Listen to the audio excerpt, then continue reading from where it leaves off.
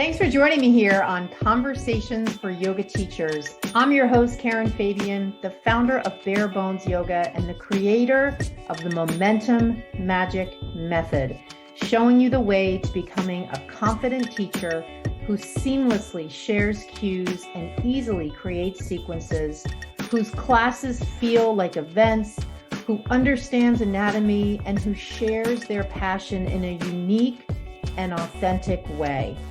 On the podcast, you'll hear anatomy lessons, stories from teachers, interviews with others in the field, and a dose of personal development. In addition to the podcast, follow me on Instagram and TikTok for daily videos on teaching topics. Thanks for taking the time to listen today. Let's get into the episode. Hi there. Welcome to Conversations for Yoga Teachers. I'm your host, Karen Fabian, and this is episode 238. So I am recording this on Friday, April 28th, 2023. This will go live on May 1st. Whoa, May 1st, 2023. This will go live. So you're listening that day or anytime thereafter. Today's a special episode. I have a really amazing guest, Josh Landis. Josh is someone who was on the podcast a couple of years ago, and he is just such a wealth of knowledge on all things physical movement, but really from a higher level, the embodied experience. And when you listen to this episode, my guess is you're a yoga teacher, although you could be perhaps in another discipline. If you are a yoga teacher, you're going to get such a really good blend of both the physical, the anatomy, the physical experience, functional movement, anatomical references, as well as references to the nervous system, the limbic system, the impact of the nervous system on muscles, the effect of trauma and other psychological beliefs and self-limiting beliefs, and how they manifest in people in terms of pain and limitations in movement. We cover it all. Josh is someone who I met years ago. I've never actually met him in person, but I was referred to him as an expert in this area. And I'm so glad that we had an opportunity to connect on social media, and I had him on the show years ago and having him back now. What was the catalyst to inviting him back on is he recently posted some case studies on his Instagram page.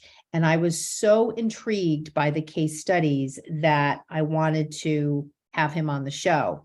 So I want to tell you what his Instagram handle is, because it's really helpful either before or after, probably after you listen to this episode, to go take a look at his Instagram page. Follow his page and take a look at the most recent posts about the case studies. His Instagram handle is Integrated Strength Training, but it has not hash marks, it has underscore. So integrated_strength_training. And give him a follow over on Instagram, because you're going to get a lot of really amazing content that is applicable to our work as yoga teachers, as we look at people moving on the mat, and as we wonder about the different things we might see, the different expressions of the poses we might see. All of what we go into today in this episode will touch on some of those things. Josh is an integrated bodyworker and movement coach. He has his BS in kinesiology. He's a licensed massage therapist.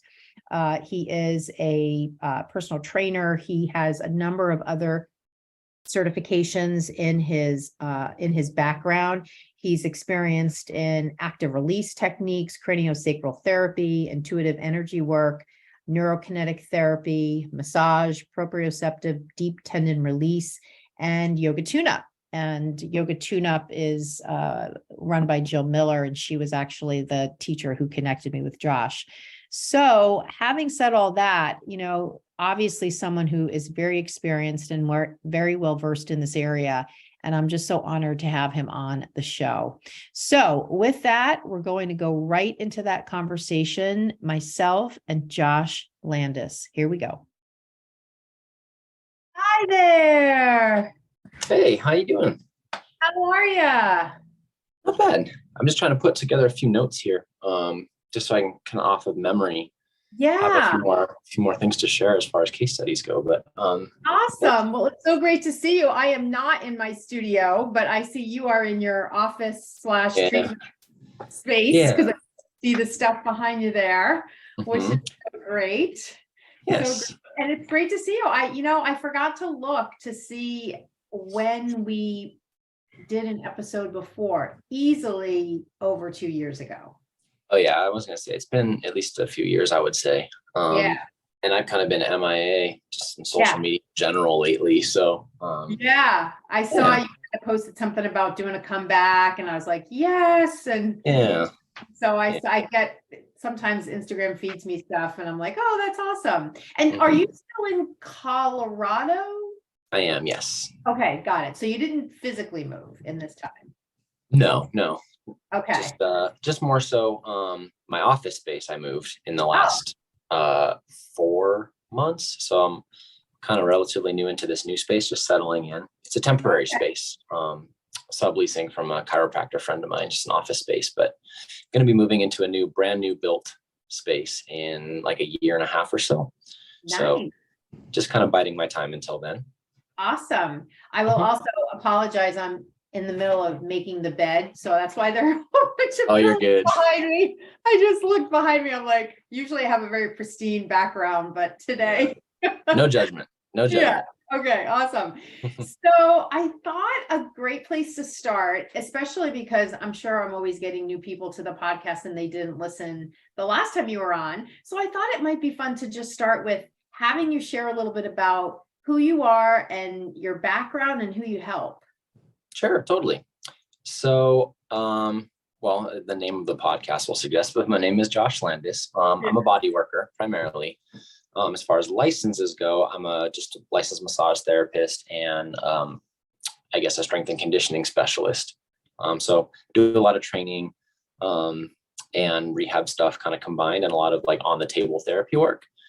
And so when I first got started with doing all this stuff, I started off kind of just as I would say a general run of the mill personal trainer with just kind of a particular emphasis slash interest in more of the kind of restoring function, helping people get out of pain approach more than just kind of like losing 10 pounds or getting jacked or that kind of thing. So that was always more my emphasis. And then because of that curiosity, I started to just kind of go down the rabbit hole, learning different techniques and getting into the world of applied kinesiology and how to utilize that within my practice. And since then, I've just kind of been on a journey to learn more and more effective ways of helping my clients heal, whether that's working with the physical body and doing tissue work and, subtle manipulations of like soft tissue and stuff, or even to some extent working with joints and using kind of that in combination with movement, progressions and kind of just what I would consider solid quality rehab. And then also diving into the world of like the limbic brain and emotional pieces and how those things are feeding into a client's symptoms, and kind of using my amalgamation of techniques specifically with kind of that applied kinesiology stuff, using muscle testing to gauge how their nervous system and how certain parts of their physical body are responding to different stimuli. And so that can be, anything from doing a particular movement or me cueing them into a certain part of their body or taking them through like a breathing protocol or something like that, or even something as simple as just having them kind of consciously think about or sit with kind of maybe a bigger kind of emotional stressor maybe that's going on in their life.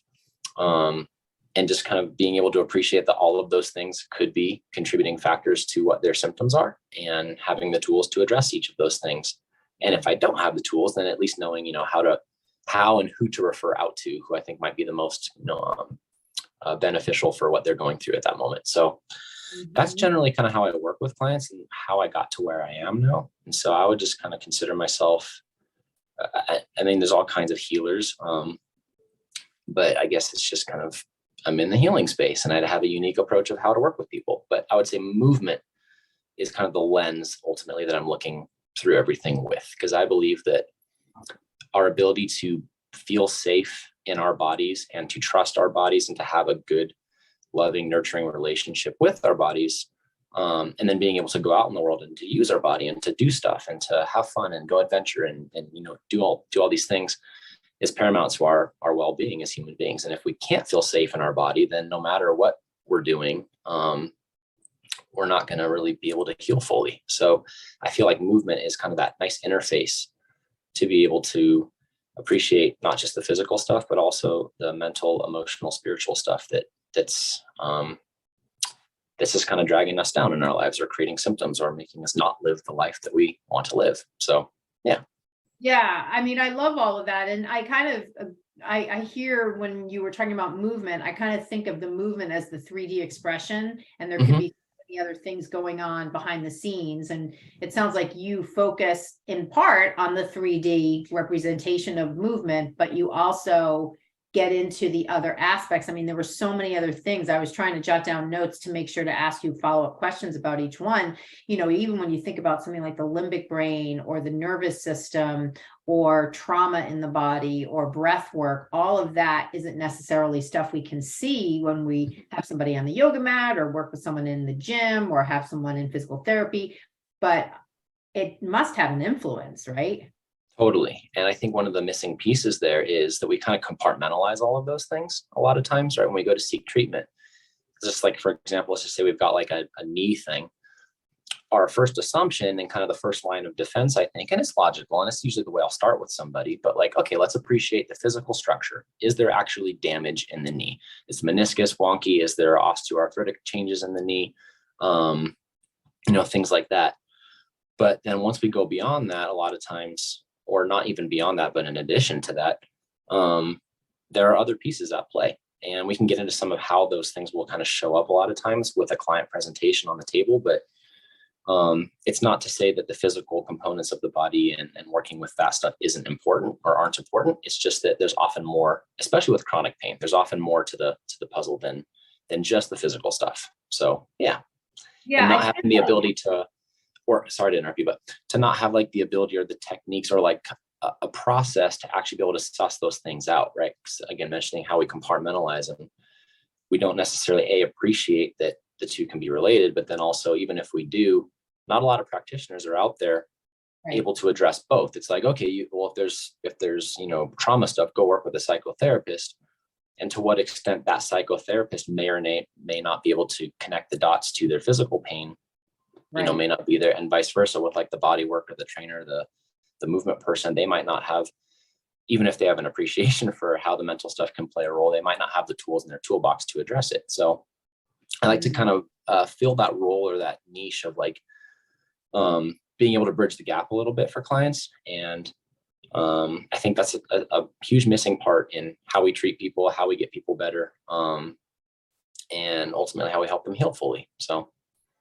Yeah, I mean, I love all of this idea of, when you said niche, I had written nuance, because I sort of feel like as I'm listening to you, there is this nuanced approach to working with someone when it's not just looking at the 3D, it's also appreciating all the other pieces that you mentioned. And it does really sound like you're filling this sort of, I kind of feel like this sort of untapped space where there are multiple disciplinary approaches to working with someone. And I heard what you said before about if it's, a particular approach in an area where you feel a little bit bumped up against your professional code of ethics, you would refer them out. However, you are appreciating from a holistic perspective that this person maybe has some trauma that would be helped by having a specialty referral, and also to continue to see you, and you are still seeing them as a whole person. Totally. That's, I think, where the magic happens for most clients healing. So, yeah. Yeah. So this is a little bit of like a marketing question. How would someone find you, or how do your clients find you to know that this is something that is in your approach? Or are you getting sort of general referrals for the 3D stuff, and then you kind of go into these different areas with someone? That's a really good question, actually. Generally speaking, I don't really do a whole lot of marketing. And so most of my client base and clinical practice is really just based on word of mouth referrals. People get good results. They tell their friends, they tell their coworkers, etc. that's one of the things I've kind of struggled with the social media game, is like, how do I actually kind of explain this in a way that clicks with people and makes sense? And how do I ethically like showcase this kind of stuff? Because a lot of times when I am diving into, a particular case with somebody, I certainly don't necessarily want to like go through a session with somebody on camera, for example, because there's a lot of stuff and even just like an energetic dynamic that gets created where now all of a sudden you have an audience, and now the sense of safety for that client might be compromised. What might show up in a session might change because of that dynamic. So being able to figure out how to market it's always been a little challenging for me. But yeah, word of mouth generally, and people will. My clinic that I work with my colleagues called Denver Pain and Performance Solutions, and so pain and performance, I would say, are probably the two avenues that people seek us out through. Any type of pain, generally speaking, but also a lot of like spiritual, emotional kind of stuff. A lot of my colleagues do even deeper level like hypnotherapy work and things like that. And so people are looking to work with us through all sorts of lenses. But I would say the most common one for me typically is chronic pain cases, mostly because again, kind of filling that niche again. A lot of clients come to see me because they've already kind of been through the ringer with traditional therapy. They've kind of done their PT, right? They saw their doc, got an MRI, got prescribed, 6 weeks of PT 3 times a week, doing their copay thing. They go through the process of doing all their PT. The MRI is like, all right, you're good, you're clean. But they still are in pain, but they're discharged from PT, and now they don't know what to do because they haven't actually healed from what they were going through. And in order to go through the whole process again, they have to go back to their doctor, redo an MRI. Like our whole medical care system is a mess. So I'm not going to get into the details of that, but a lot of times people find me because they're just out of answers. They've seen, 15 different therapists who say there's nothing wrong with them, or they can't figure it out, or they gaslight them in some way. Oh, it's because you're overweight, or, oh, it's because of your whatever. So a lot of people I work with end up being kind of more difficult cases, and the cases that a lot of other folks haven't been able to help them figure out. So that's kind of also a big part of my clinical practice. But and I also have, just the regular folks who come in. It's like, yeah, I tweaked my knee this weekend playing, pickleball, and can you just do some stuff? And those clients are easy, to be honest. Like 1 or 2 sessions, they're good to go. They're back to normal and they're on their way. But the chronic pain cases are the ones that take maybe sometimes several weeks, if not months. And for certain clients, they've actually been working with me for years. And we've worked through all kinds of different things. So some people just want to see me every now and then. Some people want to work with me on a consistent basis. So I've got regulars and people who are just kind of, maybe I'll see them once a year or something like that. So hopefully that answers your question. Yeah, no, it does. And I could definitely see, I can imagine, and this is again, more of like a business discussion, that I'm sure there are people out there where if you could sort of generalize some of the experiences of your clients, there would be people, even if you were never going to see them hands-on, who might have so many revelations just from hearing that there is an approach that could potentially help them. It reminds me, I had a physical therapist, Libby Hensley, that I interviewed, and she focuses on hypermobility, and she went through the whole thing. It was her and maybe her daughter also, a whole treatment protocol where they weren't calling it hypermobility and they were calling it all these different things. And she was having symptoms, and maybe she was telling me as she was growing up. And similar to what you're explaining, this sort of bouncing from one practitioner to another and not getting the answers and still having the symptoms and just not seeing any end in sight, and having all of the challenges of the insurance and medical system overlaid on top of it.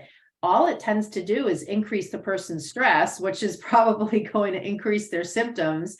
And then they're probably set back, definitely not set forward, moving forward. Yeah, that's often the case for a lot of people. So yeah, I really enjoy actually working with the challenging cases.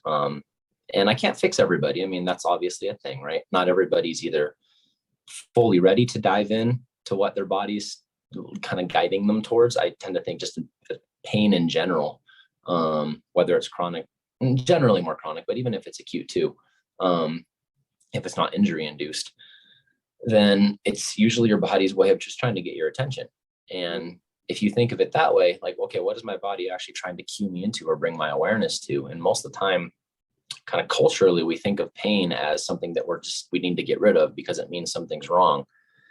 And, you hear, especially on like social media posts, so much of the emphasis now is like finding the root cause, but like, the quote unquote root cause can be so many different things. And it can also be a combination of things, right? It might be just a behavioral change or simply modifying your exercise program a little bit, but it could also be something, some severe structural damage that you weren't aware of that you actually, an MRI or an X-ray is going to show you.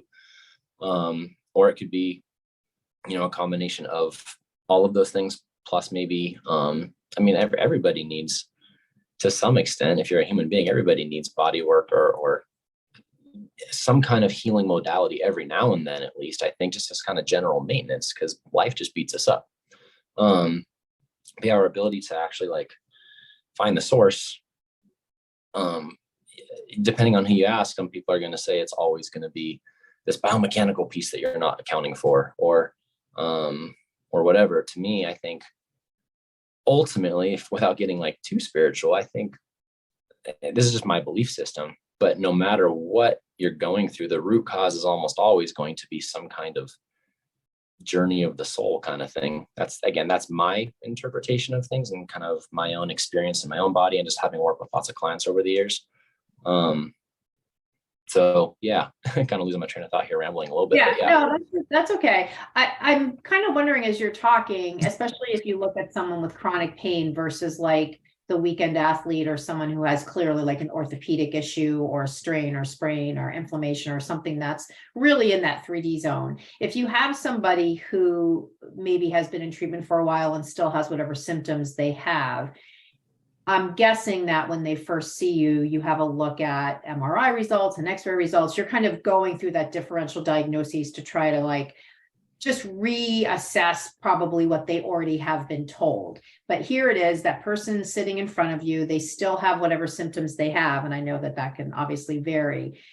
So where do you go then? Like here you are in this space as a practitioner who appreciates the nuance, who sees the whole person, who definitely has a spiritual side, who goes into all these different areas that probably traditional medicine is not going into.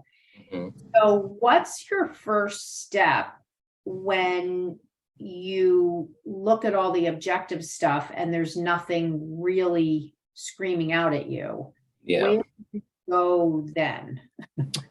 Well, that's a really good question too. I would say that whether or not this stuff is kind of coming from more of a structural thing versus other stuff, it's almost always going to still manifest physically in some way. And that's why I think movement and working with the body is such an awesome interface, is because, again, let's just kind of go back to like a knee example.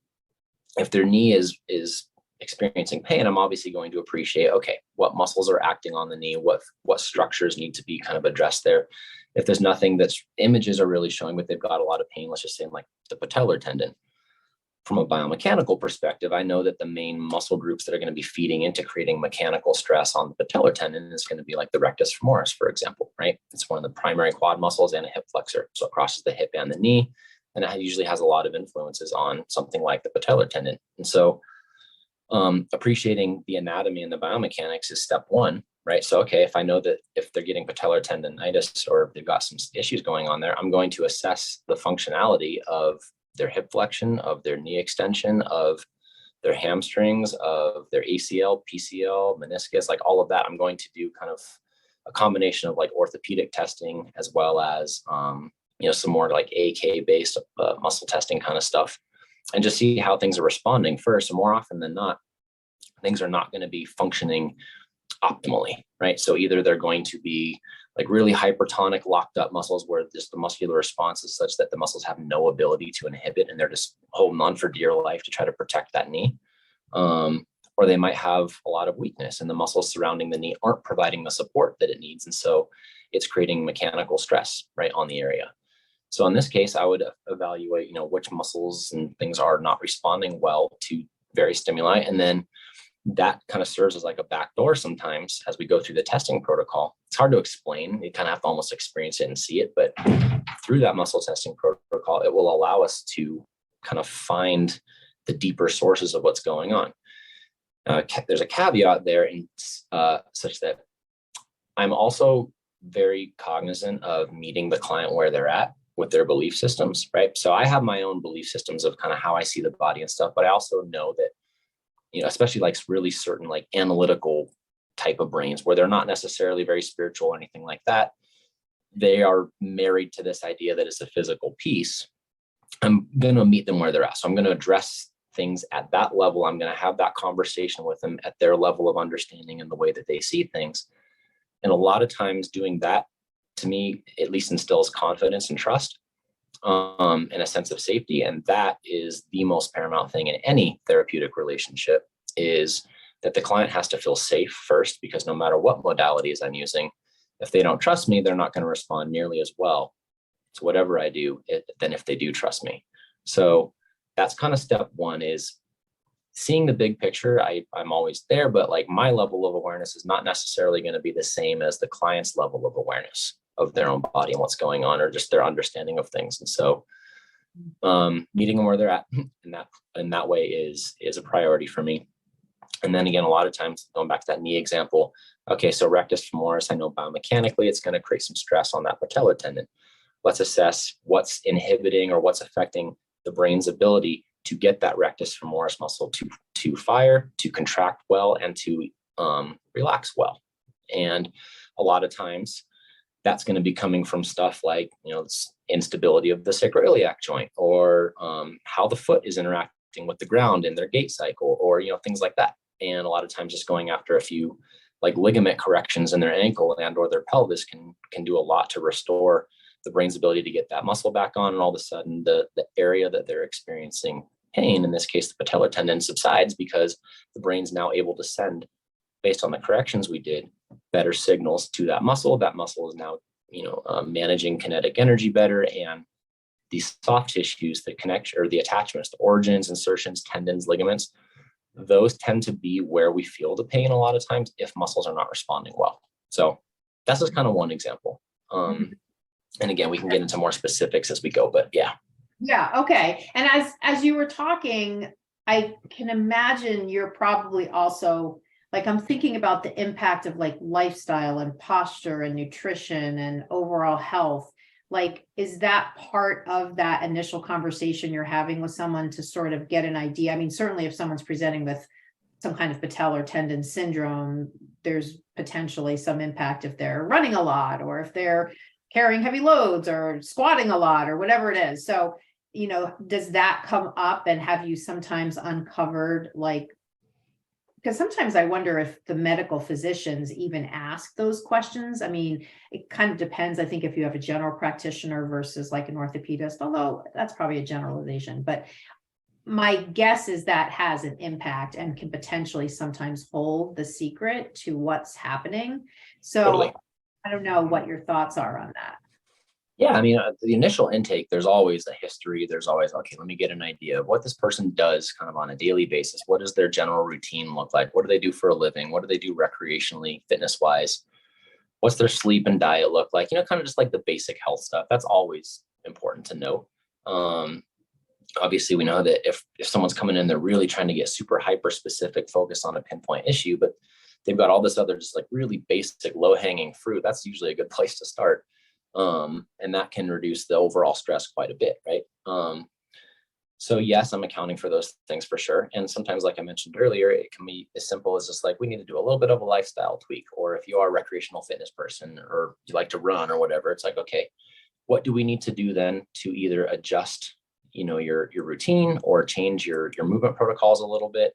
Or if you are something like a runner, for example, and you're training for running, but you're doing all this stuff that doesn't really seem to be helping, how can we just tweak things to adjust your training program to accommodate that specific activity that you like? What's the low-hanging fruit with running, for example, that's impairing your ability to actually tolerate the stress of running?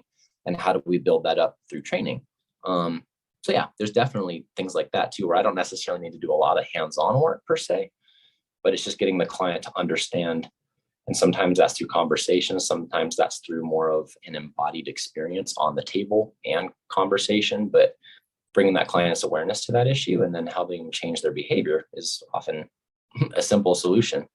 And I think generally our experience in our body is just really an amalgamation of the things that we do or don't do on a consistent basis, right? That's ultimately, if we want to talk about the root cause, like that's the root cause. Like what stress are you subjecting your body to that it's not tolerating? That's it. That's the root cause. Yeah, So I think about that a lot now that I updated my Apple Watch and I'm wearing it more regularly and got a new one, and I'm looking at my sleep every morning, and I'm having such trouble getting 8 hours of sleep every night. And so I wake up, I look at it, I see it's definitely under 8 hours. And then I sort of say, I wonder how this is affecting my body. Because I know, I mean, there's just so much more sleep research out there now. And I definitely, that's one of those things that I'm aware of the problem and I've yet to sort of feel the impact, but I know it's having an impact. So it's around the corner at some point, yeah, right? I'm really trying to work on that. Okay, so I know we want to talk about case studies, and I definitely want to do that. Before we go into some specific examples, I kind of feel like you've probably heard of like the woo, right? When people are like into the spiritual, they're into the woo. I sort of feel like we can, I don't want to say divide our conversation into the 3D stuff and the sort of woo stuff that's not necessarily in the pure spiritual. It's spiritual. It's almost like applied spirituality to functional movement or something. I don't know what we would call it. But just this idea of a lot of the things that you talked about before, whether it was the limbic brain's impact, the nervous system in general's impact, breathing protocols. You mentioned hypnotherapy, maybe because somebody in your practice is, or one of your colleagues is using that with patients. I actually just finished a 3-session thing of that, and it was really, really interesting.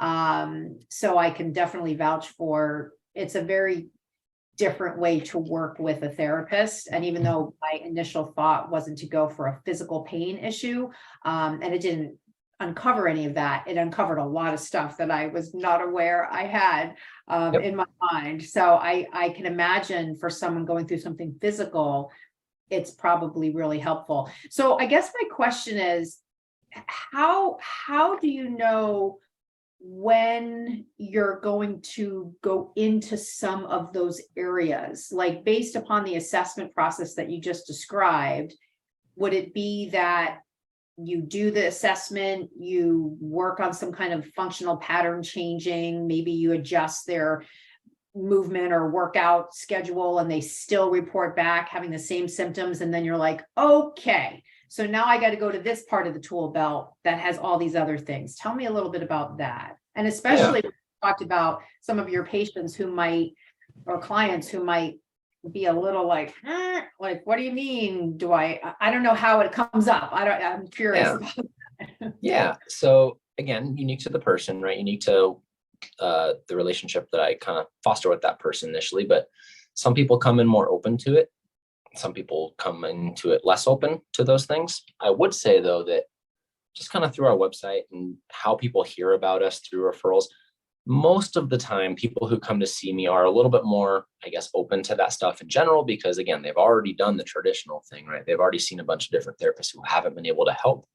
So a lot of times people are coming to me almost out of desperation, and they come into like, I'm willing to try anything now at this point. Some folks, they might not necessarily be coming in with the intention of finding that stuff, but I like to think that, again, if I've established a good amount of trust with that person, even initially, that as I'm testing, just a side note here, as I'm like assessing, again, feeling, are the quads able to engage, and I'm interacting with their body through muscle testing, I'm constantly qualifying everything that I do through my intention, kind of almost like subconscious questioning. And that's really how I think of muscle testing in general. Muscle testing to me is kind of a misnomer, because we're not really just testing muscles per se. Like muscles are really just the tip of the iceberg. They're just kind of the slaves to what the nervous system and the skeleton allow them to do. And so really what it is more is a conversation between my nervous system as the practitioner and their nervous system as the client. Oh, you don't mean you're verbally asking them for confirmation. No. When you said subconscious, I missed that, but now I'm getting it. So you're tuning in on some level as you're palpating and testing. Yeah, kind of through my intention, really. And so like let's say, for example, I'm testing their quads, right? I'm muscle testing their quads. So biomechanically, I want to put them into a position that's going to challenge the muscles of the quad in a way that's, most applicable to what they're symptomatically experiencing. But really what I'm doing is, as I'm testing them, I'm kind of asking a question. I'm essentially asking, can your body respond to this position with this amount of force at this angle? That's more or less what I'm asking.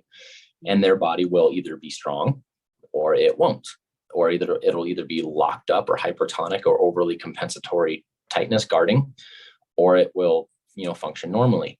And so as I'm testing things, I'm kind of asking that throughout. And in terms of like navigating towards the woo stuff, I am always kind of, again, unconsciously, I'm not saying out loud, because a lot of times I want the intention of what I'm doing to be really clear. And I don't necessarily want their conscious perception of what's going on or their filters to prevent us from finding that stuff. So I know this is kind of a weird roundabout way of answering your question. Some clients, when I'm asking if it is an emotional piece, their body will let me know through testing, yes or no, like definitively, like this muscle's strong, this muscle's weak. And that response, as I'm kind of going along and having that conversation between our nervous systems, their subconscious basically will let me know whether or not it's safe to proceed, whether it's safe and they're feeling able and ready to open up that can of worms if it's there. So a lot of times, not super often, but a lot of times still, when I'm testing clients and I'm getting a sense that there might be some limbic brain or some emotional pieces kind of tied into it, I'll check it out. But sometimes the client's nervous system basically tells me, no, don't touch that right now. Like, it's not safe. And I'm like, okay, noted. I know there's something there. I'm just going to shelf it for now. I'm not going to pry. Again, my goal is not to make somebody engage with stuff that they're not ready to or feel safe engaging with. And what's the sign to you that no, they're not ready? They flinch or they pull back or you don't get the response from the limb? It's literally that. It's how the muscle testing shows up. When you're testing muscles or doing muscle testing kind of stuff, again, there's a lot of styles. There's like Kendall and Kendall, like graded 1 through 5, like just strength testing. There's, different forms of applied kinesiology. But again, for me, the way that I look at it is more of it's an unconscious communication between our nervous systems. Folks who are really, really intuitive and really in touch with themselves and really grounded and have a lot of like sensitivity to energy stuff, which is not so much me. I'm working on that stuff more, but I actually come from this like really hyper analytical way of looking at the body, like really logical, really biomechanics, really like trying to be completely objective with stuff. But if you go down the rabbit hole enough, when you're working with pain, you realize that pain is not an objective experience. It's a subjective experience by nature. And so you have to, if you want to really help clients with their pain, especially chronic or mystery kind of pain, you have to get a little more comfortable, I think, operating in that gray area, a little bit of that unknown and a little bit of that kind of combining science and logic and reasoning with intuitive sense and feeling and that kind of thing. And so when I'm testing somebody, I can make somebody test strong or weak just by my intention. Like, I can literally ask the person in my head before I test them, show me a yes, and they're strong. And then I can say, show me a no, and then they go weak. And I'm like, great, okay. Their system is responsive to my questioning. So now that will allow me to, as I'm going along, to kind of ask questions as I'm testing. So again, like that quad example, can your quad respond in this position? Boom, it's nice and strong. Awesome. I cue it. There's a lot of ways to cue normal inhibition. So I cue it to inhibit. All right. Can you also inhibit when we ask you to? No. Okay. So that lets me know that their muscle, even though it's, on paper strong, it's not responding normally because it's kind of a feigned strength. It's compensatory strength. And so operating with that kind of way of testing the body like that, with my intention, as well as actually interfacing with the body physically, is a really, really helpful way to do that. I think that's why I really like muscle testing in my clinical practice. It's because to me, it feels grounding enough where I'm still working with the physical body. I'm still very much in my head of like the biomechanics, the anatomy part of things, but there's also kind of like an energetic component to it. And so it helps if you don't feel really confident in your ability to just be totally intuitive and energy based, that you have something to ground you and actually still give you some objective, measurement or test of what you're finding. But that also gives you a little bit of leeway to test some of your maybe analytical theories out and kind of combine the two. So to me, that's the best way to work with the body. So that's kind of how I know it's like a weird thing, and it's hard to explain like verbally. So if your listeners are listening to this, they might be like, well, what the heck does that mean? It's very much an embodied experience. And so the easiest way to understand it is to feel it. But yeah, like how somebody's testing is dependent on the clarity of communication subconsciously between our nervous systems, my ability to stay grounded as a practitioner and to not let my own biases and expectations and what I think it might be get in the way. It's testing the client with more of an inquisitive mindset and asking, hey, what does your body need? Or if I'm talking directly to their subconscious essentially, or their nervous system, what is it that we need to kind of navigate towards? What are you asking for? If this is weak, what do we need to do? And there's also some different tactile stimuli that I can do too, right? So again, going back to that quad example, it may or may not be limbic stuff. It can be more reflexive and neurological. So it could be more sensory input based, right? So like I test their quad, it's locked up. I'm like, okay, well, they're talking about some ankle stuff. And I saw that their talus was a little shifted medially when I was doing the initial intake. So let me go to the talus and provide a little bit of tactile stimuli into their ankle and see if that affects the quad. And all of a sudden I might, rub over the ligaments, like the outer ligaments of the ankle. That'll turn the sensory input down on mechanoreceptors in the ankle. That'll change the input that the brain is getting from the ankle. And if that changes how the quad tests, then I know, okay, there's something in their ankle that is having a sensory input effect on how their brain is able to tell the quad what to do. So if we intervene at the ankle and then I retest the quad and it tests better, that lets me know that I found something mechanically in the ankle that was having an impact on the function of the quad. That's kind of a more just body-based thing. But that's one way too, of just kind of using tactile stimuli as well as my intention through the testing as I go. So hopefully, again, these are really long-winded answers, but no, it's fine. It's just like, it's so mind-blowing because I think, and I really want to make sure the listener appreciates this, all of what you're doing is without words between you and the client. So mostly, but I'm talking to them too. Yeah. Couple of things, but all of this assessing that you're doing is happening just, if I'm hearing you correctly, just by virtue of their response to the stimuli that you are providing. Yes. It sounds to me like you're this really interesting blend of being a scientist and also being a healer. So I get like a scientist vibe, but I also get like an Indian medicine man like vibe. Yeah. It's like really, like where back in those times where that was, tactile touch and spirit and all of those influences that were so appreciated in these other cultures that, isn't necessarily as much appreciated in Western medicine. But of course, we have now so much more awareness of Eastern medicine and lots of practitioners like yourself who have a blend.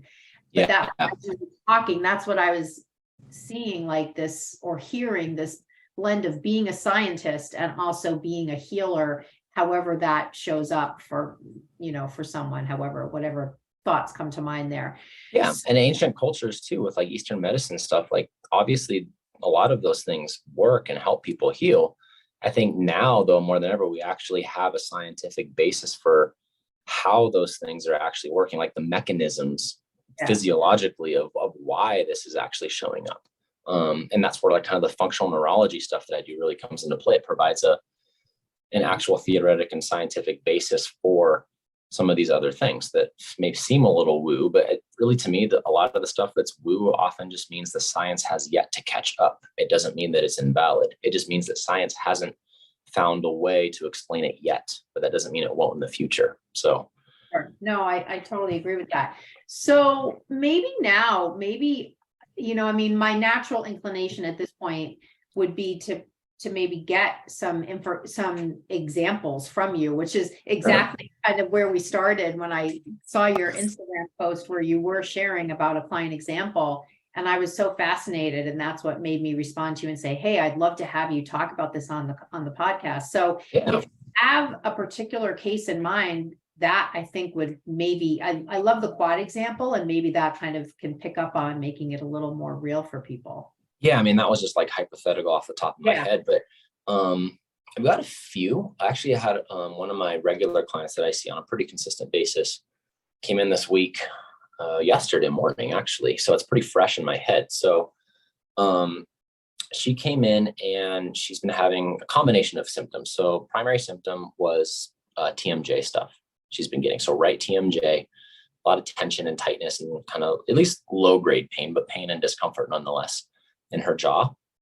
And she was also getting some right lower leg stuff. She's a good example of a client who actually, walks the talk. She does all the healthy stuff. She checks most of the boxes in terms of like general healthy lifestyle. She's really into lifting. So she doesn't see me as much for like coaching and lifting kind of stuff. It's more like, hey, when something's up, or kind of body tune-ups, or, things like that. She was getting some right lower leg issues as well. Medial in particular, like she was feeling it when she was like doing squats and things like that.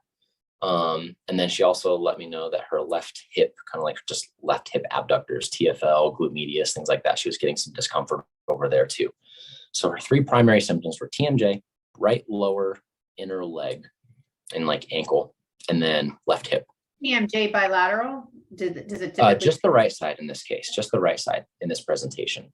And so my first thought process there is, okay, I want to get a sense of, since you've got multiple sources or kind of symptoms in different parts of the body, to what extent are these symptoms even related to each other? Is there a bigger pattern that's maybe feeding into multiple symptoms that you're feeling, or are these just kind of separate issues?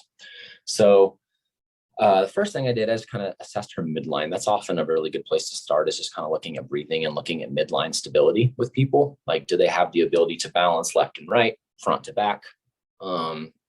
And how is their intrinsic core doing? So I started off testing some stuff, and some of the objective tests, the muscle testy stuff that we looked at, we found that both of her QLs were totally shot. Like, they just were not responsive at all. Bilateral QL weakness. She couldn't find them. No matter what we tried to do, she couldn't get any sense of even how to engage them to begin with. And then the rest of the muscular responses that we have found were more hypertonic. So you said QL, not TFL, right? Yes, QLs, quadratus lumborum. Yeah. Got it. And then we also found her glute medius on both sides was completely hypertonic, blocked up.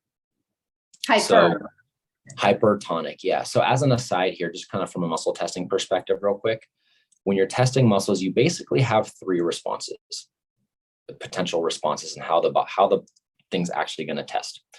It's going to test inhibited, meaning that when you cue them to like push into your hand, their ability to meet the pressure that you're applying just isn't there. The neural connection between that muscle that you're testing and their brain is there's just a disconnect. It's just not able to fire at all. The other response is going to be compensatory as well. It's going to be a hypertonic response, and that just means that the muscle has no ability to let go. So it's the opposite. It is hypervigilant, and it's holding on. It's stuck in contraction, and it can't inhibit at all. And then there's a normal response where it's able to engage fully when you cue it to, and it's also able to inhibit normally. And we know that if that's not the case, then there's something going on. There's some kind of compensatory pattern going on. If you think about like, okay, if muscles were kind of stuck being hypertonic, what does that usually mean?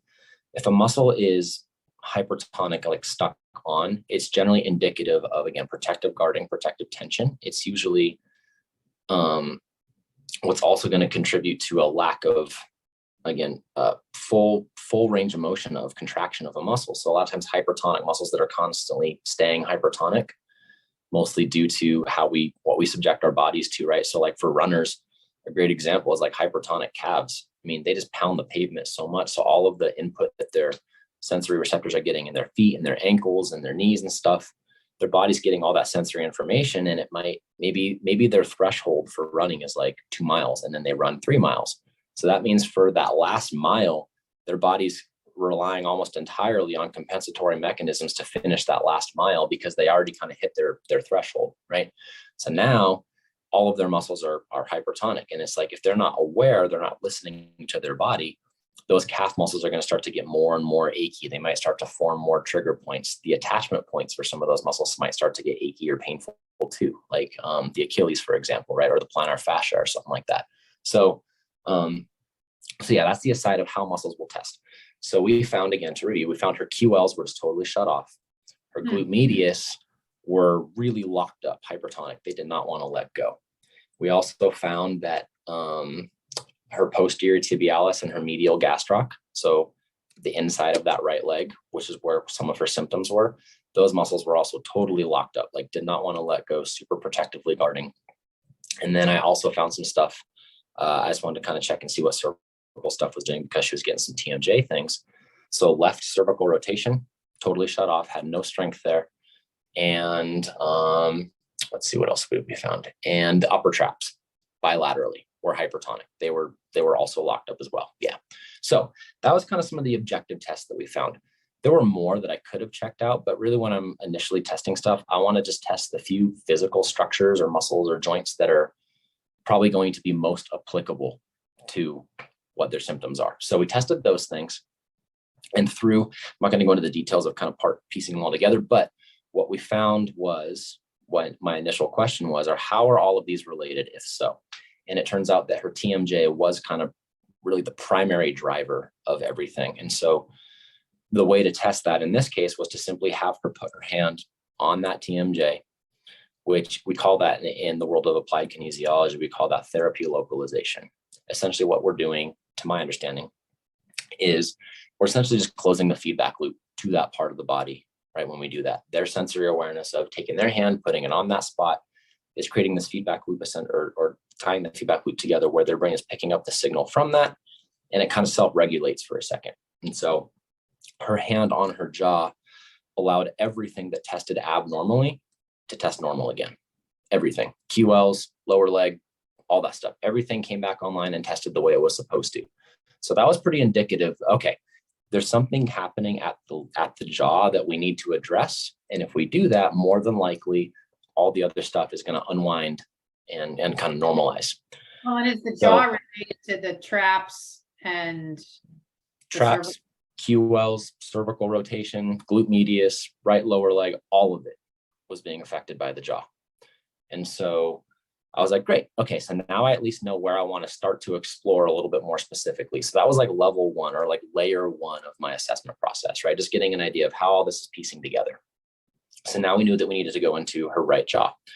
So now my thought was, okay, most of the time when there's TMJ stuff going on, it's not a rule, but most of the time, TMJ related issues are happening due to stress responses in the unconscious, right? Most people get TMJ issues. They grind their teeth at night. They clench their jaw while they're sleeping.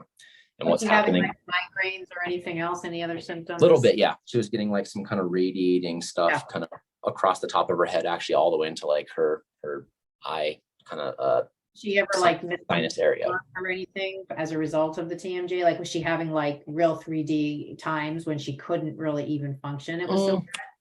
Not so much, not for this case. This was more of kind of a more recent onset for her. Yeah. Okay. So, but she has had kind of on and off stuff with TMJ in the past. But anyways, the TMJ, like that's my first thought. Okay, if they're getting TMJ related issues, there's probably some emotional pieces here. Not necessarily prying for it, but it's really common. So I at least kind of thought to look for that. But again, I wanted to always make sure I'm never going to make an assumption. So what we first did was just go into her actual TMJ. The first thing I had her do was just bite down, right? Bite down, let's stress the masseter, the temporalis, the joint itself physically through a movement, right? Again, using movement as an interface. What happens when I test your body after you bite down? So I had her bite down, and after she bit down, her whole body, she tested weak to that. And it was like, okay, that means there's something going on in the TMJ. Again, I already kind of knew there was something in there, but that was our way of working in to the TMJ to actually do some treatment. So her body did not respond well to biting down. So then again, I used some sensory input stuff. Basically, I just did a little bit of rub over some different parts of the joint to see if that would normalize it, and it did. So now I got a little more pinpoint specific. We went in and actually started pushing on the jaw itself and pulling on the jaw in different directions to stress the ligaments and the actual fascial and soft tissue connections in the jaw. And through that, her body basically let me know, again, through this intentional testing, that there's actually some emotional pieces at play, kind of like I suspected. And in this case, this client knows me well, we're comfortable with each other. So her body's totally open to like, yeah, there's some stuff here and it will show it to me. So we started talking a little bit more. I know that she's been going through some stuff. Again, this is anonymous, and she said I could totally share this, but her aunt, who she is very close to, is essentially on her deathbed. Like, she's going through some really rough health stuff, and my client has been really stressed about that. She had just come back last week from visiting her aunt and seeing her in the hospital, and all this stuff was going on. And so it was very fresh for her. And come to find out that after going kind of through the Golgi receptor interface through her jaw, it led us to those emotional pieces. And sure enough, there was some pieces there tied directly to what was going on with her aunt. Now, I'll also use through that, I'll use a combination of some like neuro-linguistic programming kind of stuff, NLP stuff, as well as yes, and like eye direction things and stuff, as well as neuro-emotional technique, and looking at different organ reflexes and things like that, and which emotions they're generally related to. And so from the way that I work with emotions through the body in this way is, again, I'm testing her to see how her nervous system responding. So we basically found that what was going on was related to her lung reflex point. Lung is really commonly associated with like a sense of like loss, grief, sadness, yearning. And so what we needed to do then was find the specific piece. And in this case, it was an auditory piece that was relating to this feeling of sense, loss, grief, sadness. And the specific theme, we tried a few things, and the specific theme that came up for her that we needed to actually work with was this idea of, I've already lost so much of my family already. There's not very many of us left. I just don't know how I can handle another one of my family members dying, kind of a thing. So it wasn't specific to her aunt per se. It wasn't specific to her visiting her aunt in that moment or any conversations they had. It was very specific to this idea, this narrative that she had created around this, that I don't have much family left and I'm losing everything. So what we needed to do was first, through this process, arrive at that realization. And then once we arrived at that realization, really the way to work with it, you can do it any number of ways. The expression, maybe you've heard it before, you have to feel it to heal it. That's really what I'm kind of working with. So once we're able to actually take whatever unconscious or subconscious material was there behind the scenes, kind of feeding into the body's symptoms, once we're able, once we're able to bring that unconscious piece or subconscious piece into their conscious awareness, now we can actually sit with it and simply just feel into it, like actually allow ourselves to feel it fully. And a lot of time, it's not uncommon at all for clients to cry in my office, start sobbing on the table, having really big emotional releases. Sometimes there's big trauma responses, like convulsions and stuff on my table and all kinds of stuff. Energy and emotions clear very differently for different people. So we took a few minutes to just really sit and fully consciously process that. And after we were able to let that settle, we went in again and we rechecked all the different stresses in her jaw. And her body was responding much better to it. She wasn't getting weak responses anymore to the jaw. I was like, great. Okay. I think we addressed what we needed to from an emotional perspective to help the jaw respond better. So the jaw then responded better. And then I rechecked all of the initial stuff that we had started with. So her QLs, her glute med, her lower right leg, all of that stuff, upper traps. And after we did, there was one other emotional piece too that we had to get into. Don't need to dive into that piece too, but just know that most of what we needed to do was addressing the emotional stuff. Everything that I rechecked was back online. Everything worked better. QLs, rock solid. Glute medius were able to let go. Upper traps let go. Everything that we had tested returned to normal.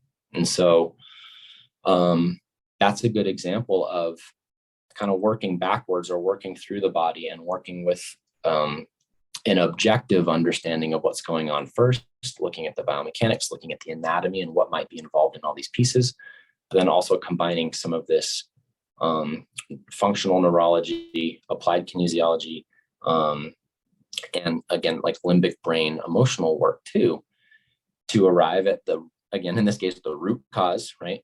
To allow her body to self-regulate. I believe that ultimately that everybody's body has the ability to heal on its own, kind of inherently. And so my question is always, what is getting in the way of your body being able to heal itself?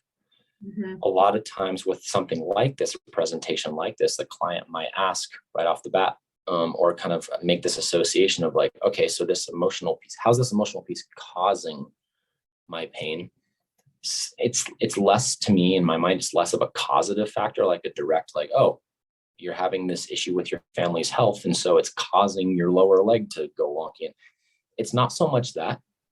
The way I describe it is that your body has only so many resources that it can allocate to any given thing, right?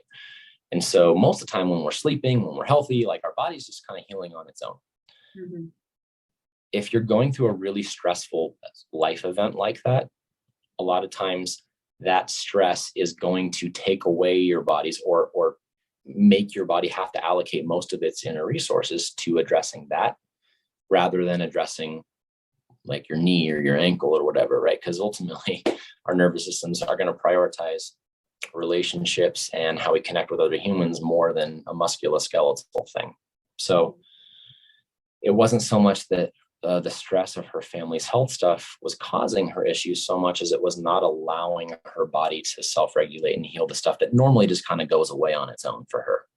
Okay. And because she's in the throes of being a regular lifter and fitness enthusiast and stuff, all of that stuff is still stress. Even if you love it and even if you have a good relationship with it, it's still stress on your body. Ultimately, training is. And so if you don't have the resources to respond well or to recover from that, it can oftentimes be coming from emotional sources of stress. So that's an example of kind of combining all of these different things that I've been talking about to actually get the symptoms. And lo and behold, she gets up off the table. Everything feels way better. Like tension in the jaw reduces. Her upper traps feel like they can relax and let go. Her breathing's better. She tried squatting and pushing into her knee and everything felt better. Her lower leg and ankle all felt good again. So, yeah. That is just remarkable. I mean, I have a lot of different questions. Just, one of the things I'm wondering is it sort of a once and done thing that once this unconscious belief is brought to the surface and the muscle testing affirms that there's could you say a causal relationship between the two? Does it allow the person, maybe in this case, this person, I know you just saw her this week, to experience long-term positive benefits from the release of that?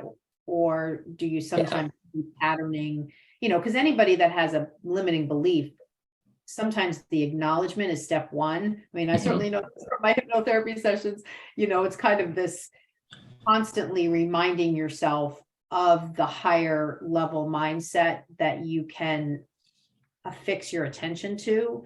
And at least in my experience, it's not that those lower frequency mindsets are extinguished. It's more that I'm choosing to be in that higher frequency. And so I wonder for a client that you see where you have this sort of, it must be such a big reveal. They then use other tools, or are they then able to self-regulate and say, I'm not going back there, and additionally have the easing up of the physical symptoms that connected? Yeah, so that's again unique to the individual, right? And I think healing often kind of happens in a cyclical nature for us. Yeah. And that's even getting into this idea of like talking about what is like true healing versus just being able to kind of address symptoms and kind of keep things at bay or get things to feel better for now so that I can manage as I go through my life. Right. Us addressing things at that level wasn't necessarily, it's not going to change the circumstances of what's going on. Oh, right. No. And it's certainly not going to make it such that oh, if her family member, her aunt passes away, that it's not still going to hurt and it's not still going to create more stress. But in that moment, what it will do is, number one, again, bring her awareness to it, to know like, okay, I know that there's nothing that I'm doing that's, feeding into this more. It's more just that I needed an opportunity to be able to sit with this for a moment and energetically let things shift internally. And that will definitely create relatively lasting change. I mean, when we're doing these type of corrections, it doesn't mean that more stuff won't eventually come to the surface again, or that there's not more layers there potentially, or that life circumstances in the future might not, create new stuff for her. But definitely will create symptomatic relief pretty quickly, and it'll last. To what extent that person needs to work with maybe similar themes in their life as they kind of go through their own layers of healing and their own healing journey, that's again unique to the person. So some people, it's like they have a huge revelation and it shifts everything for them and it's like a life-changing event. But I would say more often than not, it's going to be, all right, that was a piece, that was a layer. Let's see how you do for a while.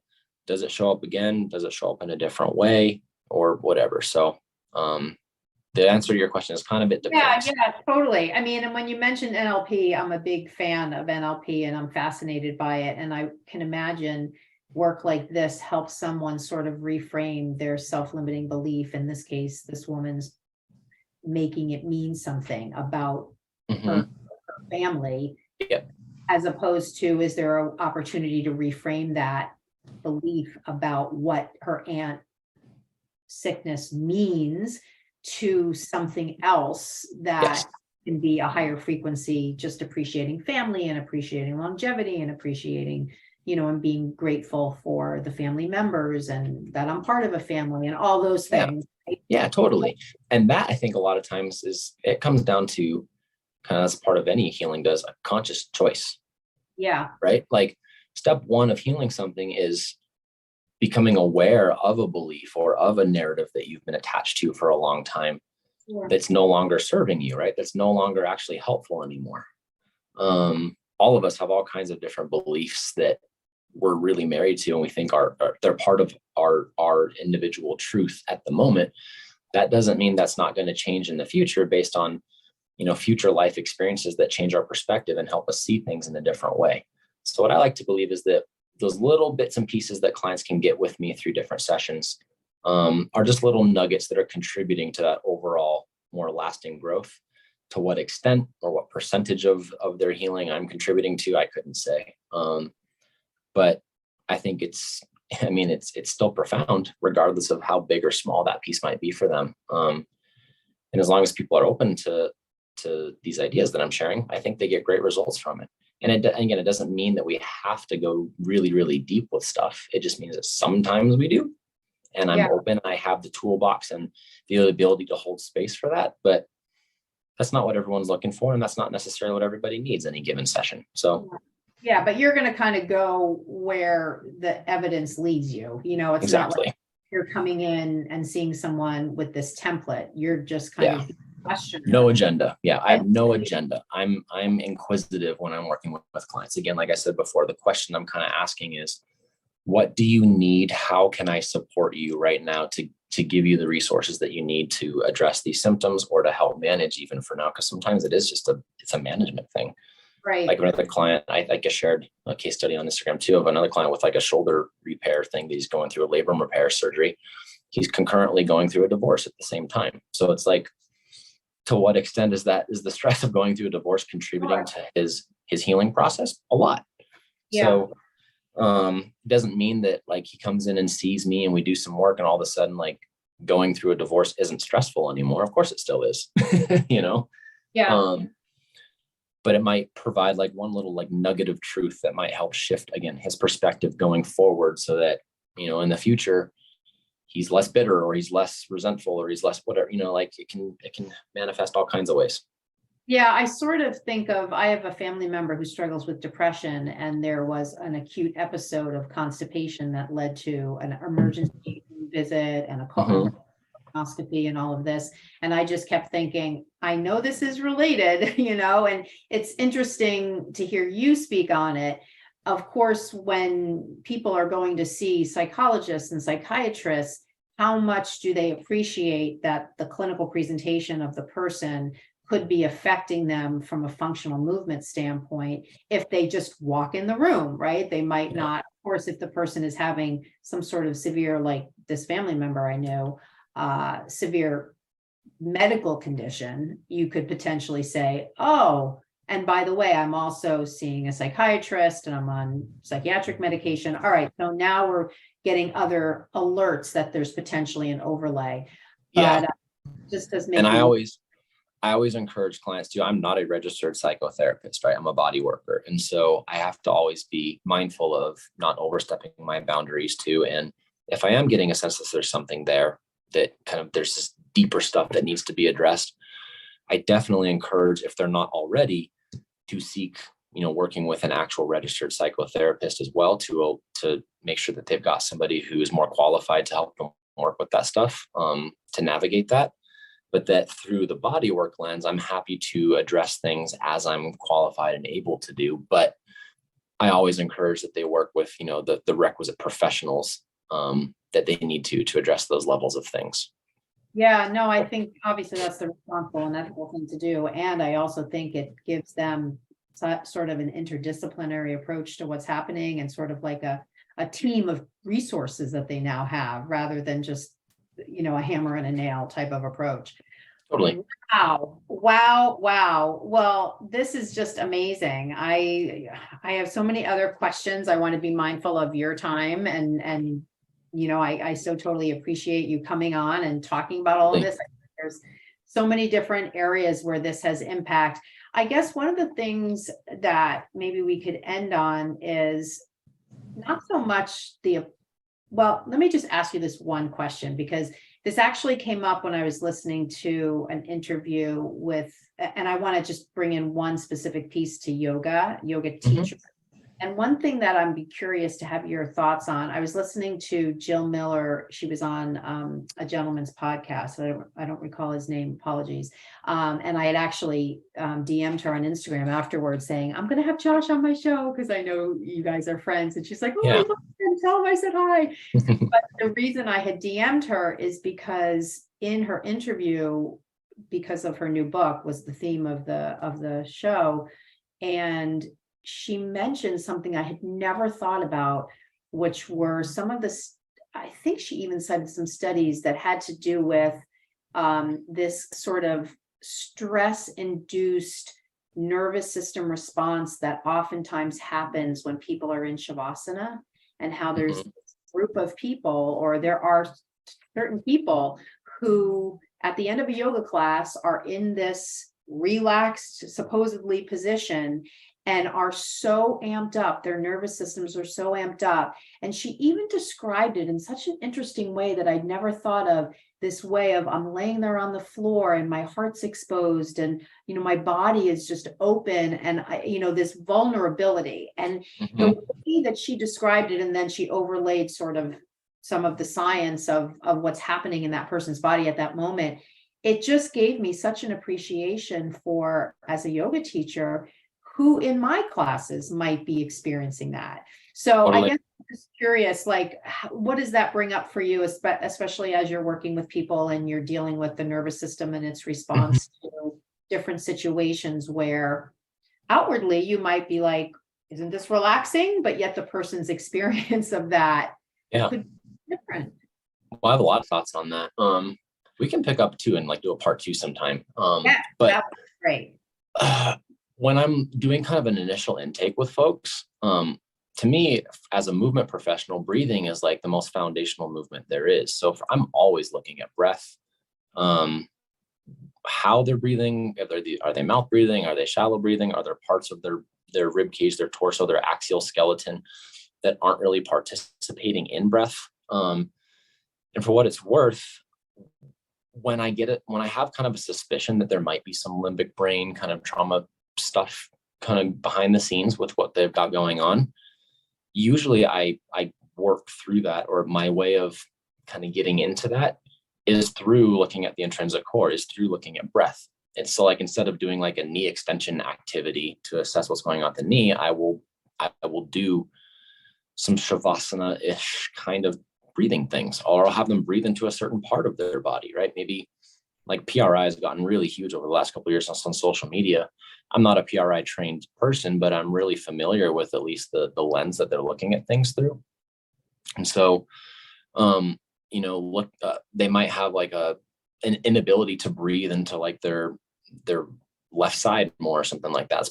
That's common. There's biomechanical reasons for that, but could also be some other stuff. They might have had, an abdominal surgery or something, a scar tissue in there that their body doesn't have the ability to actually get that scar tissue to move when they breathe. So there might be something there. And then if I go into the scar, there might be some limbic brain emotional stuff because of the reasons that even led to the surgery that gave them the scar. You know what I mean? It's like, it can really lead us down the rabbit hole. So when it comes to that, I think that that's a good way of actually illustrating how movement can be an interface for emotional and traumatic things, like just being in trying to access a parasympathetic state through breath. If it's inaccessible for people, really what it's doing is just highlighting stuff that's there in the subconscious that needs to be worked with.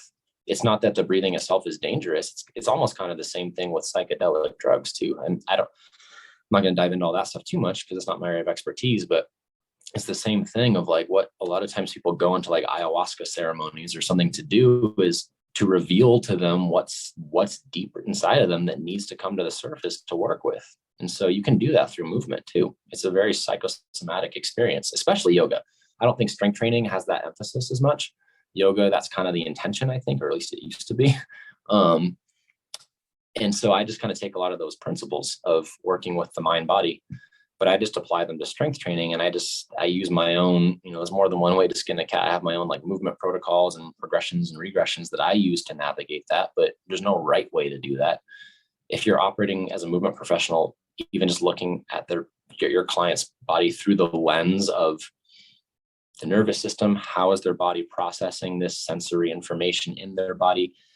To what extent do they feel safe in their body as we're going through some of these things, right? And how many people have these ideas, even just like in the strength training world, of like neutral spine is the only safe place to be, and your knees can't pass your toes, and just all these different kind of antiquated beliefs that people hold on to. And people will go into a training session with that belief, and that belief is literally creating the body's response in a negative way to that exercise.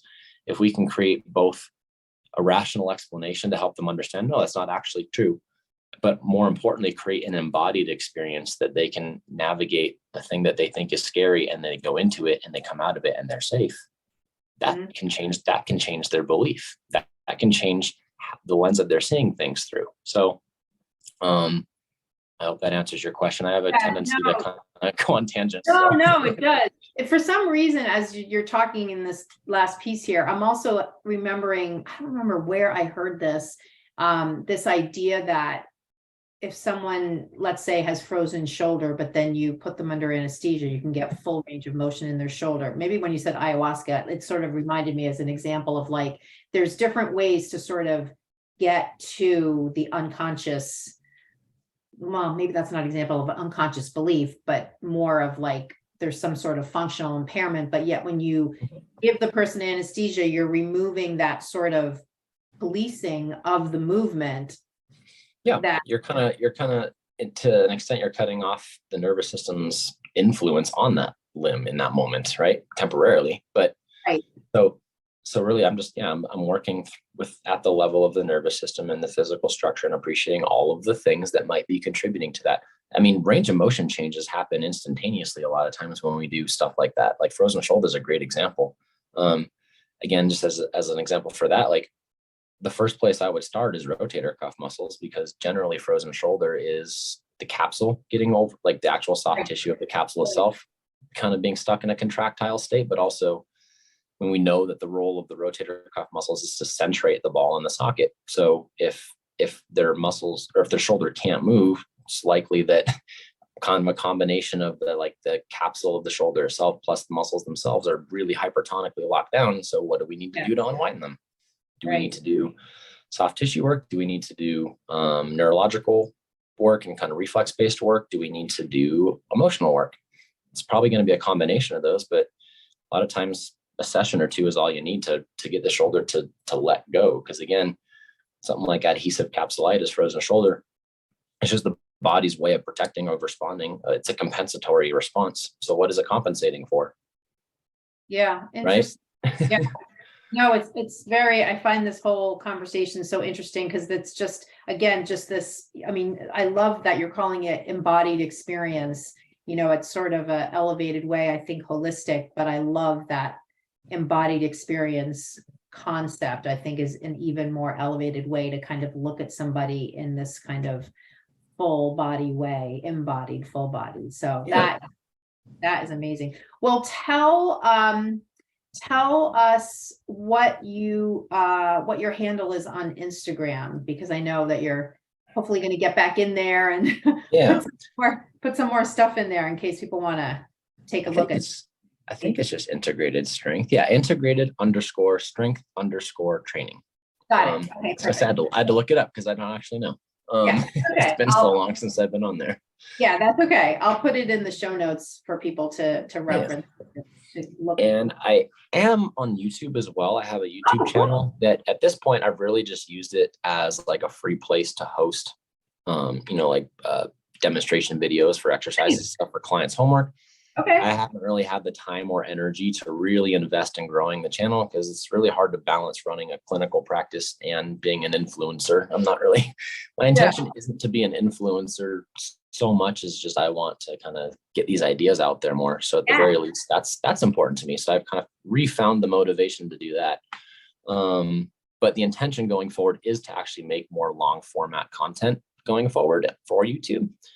But I just have to figure that out as I go because it's tough to balance all this stuff. There's just a lot of life happening for me right now. So of course. Well, I will definitely have you on for a part 2, and I would love to be part of your platform strategy to kind of get the word out about things because I think this is an area that I'm super passionate about, and I think it sort of gives, most of, if not all of my listeners are yoga teachers, and I think this is a whole area that they don't get a lot of background in, and certainly not fresh clinical work, as opposed to training where things are sort of taught in a very academic way. So I love the conversation, and especially as you talk about different muscles. I mean, I focus a lot on anatomy in my teaching, so I think this sort of covers, as the parts are part of what you're looking at, it sort of covers that too, but goes into so many different areas. So I really appreciate it.